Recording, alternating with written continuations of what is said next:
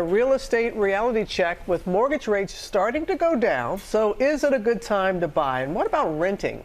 Barbara Corcoran from ABC Shark Tank going to guide us through it right now. Okay, but the mortgage rates, all right, they're still at a 20-year highs, though they are coming down, and they have been consistently for the last few weeks. So what do you say? Is it a time to buy? it's a good time to buy, but I always say that, so you probably don't believe me much.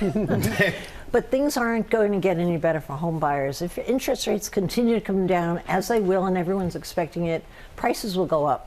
So if you're going to wait a while and buy something a year from now or 6 months from now, when prices hit 7%, the whole world's going to be out there competing with you. You'll be paying more for your home. And we have a question from a first-time home buyer on Instagram, Krista. Her question is, how is it even possible for a young couple to buy their first home in this market? Are we better off waiting it out?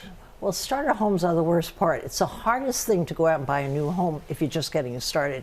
But waiting it out doesn't make any sense. But what you should do is find yourself a great broker who knows how to hustle, because there's always a deal to be had. There's always a deal to be had, no exceptions to that rule. And then on top of that, you have to get pre-qualified for your mortgage. So you go into the market as an all-cash buyer. You're on equal footing with everybody else if you have the financing already set from the bank.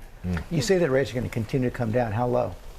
Nobody knows. You want me to take a guess? Probably 6%. Most people are saying 6%. But again, 6% is a problem because prices will go up. Okay, how about selling? And if you do sell, is there any way you can keep your mortgage rate when you buy the new home? I'd like to figure that out. No possible way. And that's what's wrong with the market. Everybody's stalled. Nobody wants to sell. No.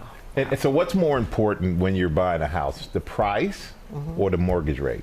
Neither. The monthly payment is everything. People want to know, what could I afford this month? That's all that counts. So interest rates and prices have a way of coming together and making that happen.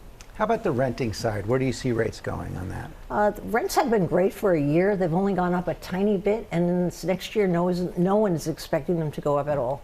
So it's a good time to rent, but I always say, you got to get in the game. You got to buy something so you have something to trade up on as you move up the ladder. You got to be in it to win it. Yeah, you got it. Yeah. Oh, we talked about the Fed meeting this week. Yeah. What impact do you think it could have on the market? It's not going to have any. No one's expecting them to do anything until middle of next year, when rates will come down more slowly than you think. It's good to remember right now that interest rates are not high. The average in the last 50 years in America has been higher, 7.78%. We're lower than that now. So everybody's dreaming about 2 and 3% interest rates. That's never going to happen.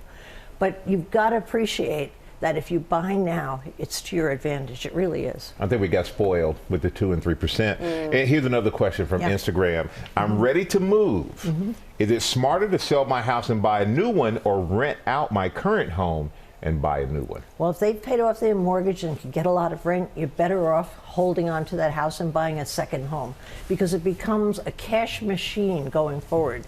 You get an investment property that the tenant's paying for, and you go out and buy a new home by putting a second mortgage on your house. And just to underscore, you think as rates keep coming down, housing prices are going to go up? Undeniably, they always do. As rates come down, prices go up. It's the rule of the land. The Fed's in charge of the real estate market. Nobody else is. Barbara, thank you as always. You're pretty much in charge. What do you mean? Not just them. They You're in are. charge too.